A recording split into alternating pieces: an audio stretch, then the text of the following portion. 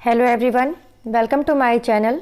आज हम लोग इस वीडियो में कक्षा 5 की हिंदी की पाठ्यपुस्तक वाटिका का पाठ 8 मैं और मेरा देश पढ़ेंगे और उससे संबंधित प्रश्नोत्तर और अभ्यास कार्य करेंगे। अगर चैनल पर नए हैं तो प्लीज़ चैनल को सब्सक्राइब कर लीजिए, बेल आइकन को प्रेस कर लीजिए ताकि आपको आने वाले सारे वीडियोज़ मिलते रहें। और अगर वीडियो अच्छा लगे तो लाइक, शेयर एंड कमेंट करना ना भूलें। चलिए शुरू करते हैं। पाठ 8 मैं और मेरा देश। महान संत स्वामी रामतीर्थ एक बार जापान गए। वे रेल में यात्रा कर रहे थे। एक दिन ऐसा हुआ कि उन्हें खाने को फल न मिले। उन दिनों फल ही उनका भोजन था। गाड़ी एक स्टेशन पर ठहरी। उन्होंने स्टेशन पर फलों की खोज की किंतु पा न सके। उनके मुंह से अचानक निकला, जापान में शायद फल नहीं मिलते। एक जापानी युवक प्लेटफॉर्म पर खड़ा था। उसने ये शब्द सुन लिए। सुनते ही वह भागा और कहीं से एक टोकरी ताजे फल ले आया। उसने वे फल स्वामी रामतीर्थ को भेंट किए और कहा, लीजिए, आपको फलों की जरूरत थी। स्वामी जी ने समझा यह कोई फल बेचने वाला है। उन्होंने उससे फलों के दाम पूछे पर उसने दाम लेने से इनकार कर दिया। बहुत आग्रह करने पर उसने कहा, आप इनका मूल्य देना ही चाहते हैं तो अपने देश में जाकर किसी से यह ना कहिएगा कि जापान में फल नहीं मिलते। स्वामी जी युवक का यह उत्तर सुनकर मुग्ध हो गए। उस युवक ने अपने इस कार्य से अपने देश का गौरव ना जाने कितना बढ़ा दिया। इस गौरव की ऊंचाई का अनुमान दूसरी घटना सुनकर ही पूरी तरह लगाया जा सकता है। किसी देश का एक युवक जापान में शिक्षा लेने आया। एक दिन वह सरकारी पुस्तकालय से कोई पुस्तक पढ़ने के लिए लाया। इस पुस्तक में कुछ दुर्लभ चित्र थे। इन चित्रों को उस युवक ने पुस्तक में से निकाल लिया और पुस्तक वापस कर दी। किसी जापानी विद्यार्थी ने उसे देख लिया और पुस्तकालय प्रभारी को इसकी सूचना दे दी। पुलिस ने तलाशी लेकर वे चित्र उस विद्यार्थी के कमरे से बरामद किए और उस विद्यार्थी को जापान से निकाल दिया। अपराधी को दंड मिलना ही चाहिए, पर मामला यही नहीं रुका और उस पुस्तकालय के बाहर बोर्ड पर लिख दिया गया कि पुस्तकालय में इस विद्यार्थी का प्रवेश तो वर्जित है ही, उसके देश के निवासियों का भी प्रवेश वर्जित है। जहां एक युवक ने अपने काम से अपने देश का सिर ऊंचा किया था, वहीं दूसरे युवक ने अपने काम से अपने देश के मस्तक पर कलंक का ऐसा टीका लगाया जो न जाने कितने वर्षों तक संसार की आंखों में उसे लांछित करता रहा। जब हम कोई हीन या बुरा काम करते हैं तो हमारे माथे पर ही कलंक का टीका नहीं लगता, बल्कि देश का भी सिर नीचा होता है और उसकी प्रतिष्ठा गिरती है। जब हम कोई श्रेष्ठ कार्य करते हैं तो उससे हमारा ही सिर नहीं ऊंचा होता, बल्कि देश का भी सिर ऊंचा होता है और उसका गौरव बढ़ता है। इसलिए हमें ऐसा कार्य नहीं करना चाहिए जिससे देश की प्रतिष्ठा पर आंच आए। क्या आप चलती रेलों में, मुसाफिर खानों में, क्लबों में, चौपालों पर और मोटर बसों में कभी ऐसी चर्चा करते हैं कि हमारे देश में यह नहीं हो रहा है, वह नहीं हो रहा है और यह गड़बड़ है, यह परेशानी है। साथ ही क्या आप अपने देश की तुलना किसी अन्य देश के साथ करते हैं कि कौन सा देश श्रेष्ठ है और कौन सा देश हीन है? यदि हाँ, तब आपको चिंता होगी कि देश की प्रतिष्ठा को बनाए रखने के लिए हमें क्या करना चाहिए।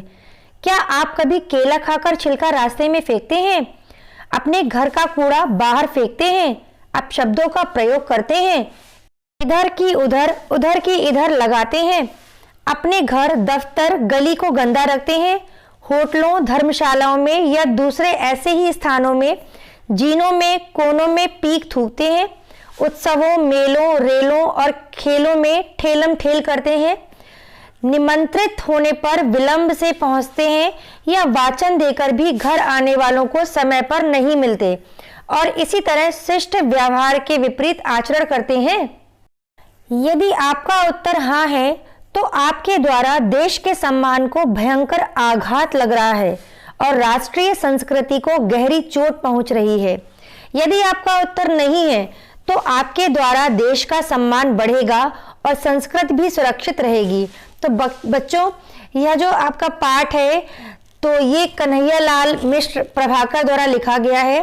तो आइए इनके बारे में थोड़ा सा जानकारी ले लें। कन्हैयालाल मिश्र प्रभाकर का जन्म 29 मई 1906 को सहारनपुर जिले के देवबंद गांव में हुआ। ये हिंदी के जाने माने निबंधकार थे।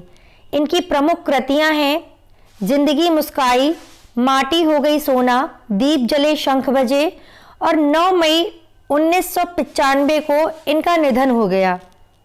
ये प्रश्न उत्तर की तरफ बढ़ते हैं। सबसे पहले आपके बोध प्रश्न है जिसमें दिए गए प्रश्नों के उत्तर लिखने हैं। तो नंबर का है आपका, स्वामी राम तीर्थ को स्टेशन पर फलों की खोज क्यों करनी पड़ी?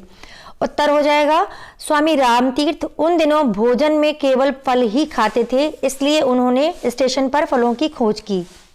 नंबर खा है, जापानी युवक स्वामी जी के लिए फल क्यों ले आया? उत्तर, जापानी युवक अपने देश के गौरव की रक्षा करने के लिए स्वामी जी के लिए फल ले आया। गा, स्वामी जी द्वारा फलों का मूल्य दिए जाने पर जापानी युवक ने क्या कहा? उत्तर, स्वामी जी द्वारा फलों का मूल्य दिए जाने पर जापानी युवक ने लेने से इनकार कर दिया और बदले में कहा कि आप अपने देश में जाकर ये ना कहिएगा कि जापान में फल नहीं मिलते। प्रश्न घ, युवक और उसके देशवासियों का पुस्तकालय में प्रवेश क्यों वर्जित कर दिया गया? उत्तर, युवक ने पुस्तकालय की पुस्तक से दुर्लभ चित्र चुरा लिए थे, जिसके कारण उसका और उसके देशवासियों का पुस्तकालय में प्रवेश वर्जित कर दिया गया। प्रश्न 2, वाक्यों को पढ़िए और सोचकर लिखिए, अच्छी आदत या गलत आदत। तो बच्चों यहाँ पर कुछ वाक्य दिए गए हैं, आपको उनको पढ़ना है और बताना है कि ये आदत अच्छी है या गलत है। तो नंबर का है, केला खाकर छिलका रास्ते में फेंकना, तो ये गलत आदत है। नंबर खा, अपने घर का कूड़ा बाहर फेंकना, ये भी गलत आदत है। नंबर ग, शौचालय का प्रयोग करना और साबुन से हाथ धोना, तो ये अच्छी आदत है। नंबर घ, पुस्तकालय से पुस्तक लेकर पढ़ना, तो ये भी अच्छी आदत है। नंबर अंगा है, अपना घर, गली, स्कूल, बस, ट्रेन को गंदा करना, तो ये गलत आदत है। नंबर च, पौधे लगाना और उनकी देखभाल करना, ये भी अच्छी आदत है। यातायात के नियमों का पालन करना, ये भी अच्छी आदत है। नंबर ज, उत्सवों, मेलों, रेलों और खेलों में धक्का मुक्की करना, ये गलत आदत है। नंबर झ, अनावश्यक पानी न बहाना, ये भी अच्छी आदत है। नंबर इया, हर दिन समय से स्कूल आना, तो ये भी अच्छी आदत है। प्रश्न नंबर 3 आप लोग अपने आप करेंगे। प्रश्न 4 की तरफ बढ़ते हैं, भाषा के रंग। तो इसका का नंबर है, वचन के अनुसार क्रिया का रूप बदलिए। तो जैसे पहला वाला दिया है, पुलिस ने एक चित्र बरामद किया, तो इसका हम वचन बदलेंगे। पहले पुलिस ने एक की जगह हम क्या कर देंगे, कई। पुलिस ने कई चित्र बरामद किए। ऐसे ही है दूसरा, बालक ने एक खिलौना खरीदा, तो इसका हम क्रिया का रूप बदलेंगे वचन के अनुसार। बालक ने कई खिलौने खरीदे। बालिका ने एक पुस्तक खरीदी, तो बालिका ने कई पुस्तकें खरीदी। रमेश ने एक रोटी खाई, तो रमेश ने कई रोटियां खाई। जी का प्रश्न नंबर खा है, रेखा द्वारा विलोम शब्दों को जोड़िए। तो बच्चों यहाँ पर दोनों तरफ, एक तरफ शब्द एक तरफ विलोम शब्द दिए गए हैं, इनको हमें मिलाने हैं। तो ताजा का हो जाएगा बासी, बढ़ा देना का घटा देना, दुर्लभ का सुलभ, दंड का यहाँ गलत टाइप हो गया, दंड का होगा पुरस्कार, श्रेष्ठ का हीन, सुरुचि का कुरुचि, सुरक्षित का आरक्षित, अस्वीकार करना का स्वीकार करना। अगला प्रश्न है ग नंबर, मुहावरों के अर्थ समझकर उनका वाक्यों में प्रयोग कीजिए। तो बच्चों यहाँ पर मुहावरे दिए गए हैं, इनके अर्थ को हमें समझना है और उसके बाद हमें इनका वाक्यों में प्रयोग करना है। तो सिर ऊंचा करना मतलब सम्मान बढ़ाना। प्रयोग हो जाएगा, राजीव ने ओलंपिक में गोल्ड मेडल जीतकर अपने माता पिता का सिर ऊंचा कर दिया। अगला है कलंक का टीका लगना, का अर्थ है बदनामी कराना।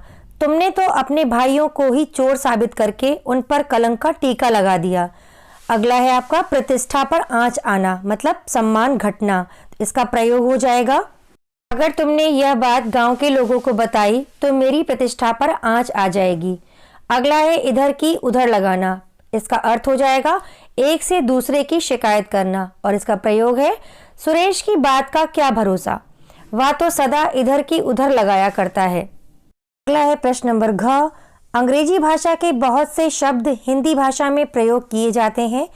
पाठ में आए ऐसे अंग्रेजी शब्दों को ढूंढकर लिखिए, जैसे रेल, तो ऐसे ही शब्द में ढूंढ करके लिखने हैं। तो उत्तर हो जाएगा स्टेशन, क्लबों, होटलों। अगला और पाठ का अंतिम प्रश्न है प्रश्न नंबर 7, मेरे 2 प्रश्न। तो बच्चों यहाँ पर पाठ के आधार पर आपको 2 सवाल बनाने हैं। तो मैंने यहाँ पर बनाए हैं नंबर 1, स्वामी रामतीर्थ किस देश की यात्रा कर रहे थे। नंबर 2, स्वामी रामतीर्थ भोजन में क्या खाते थे। इसमें जो भी प्रश्न मैंने छोड़े हैं वो आप अपने आप करेंगे। और अगर वीडियो अच्छा लगा हो तो लाइक, शेयर एंड कमेंट करना ना भूलें। और अगर अभी तक चैनल को सब्सक्राइब नहीं किया है तो please subscribe my channel and bell icon को प्रेस करना बिल्कुल मत भूलिएगा, ताकि आपको आने वाले सारे वीडियोस मिलते रहें। चलिए मिलते हैं अगले वीडियो में, तब तक ऐसे ही पढ़ते रहें, आगे बढ़ते रहें, स्वस्थ रहें, मस्त रहें। बाय।